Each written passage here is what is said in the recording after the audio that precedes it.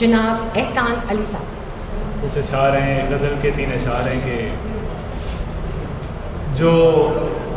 जो मध्यम बाँट की सरगोशियाँ पुकारें बनी,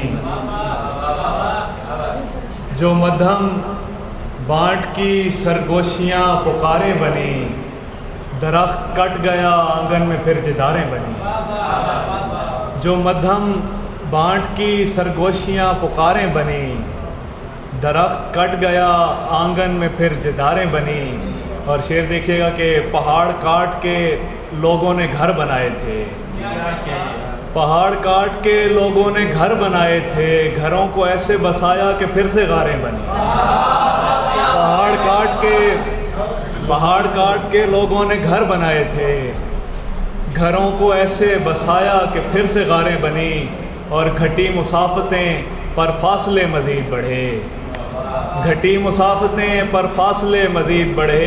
यहाँ पे रास्ते उजड़े वहाँ पे कारें बनी, यहाँ पे रास्ते उजड़े वहाँ पे कारें बनी। और एक और गज़ल के चंद अशार हैं कि गर किसी रोज़ तू करी न रहे, गर किसी रोज़ तू करी न रहे, मेरे पैरों तले ज़मीन न रहे।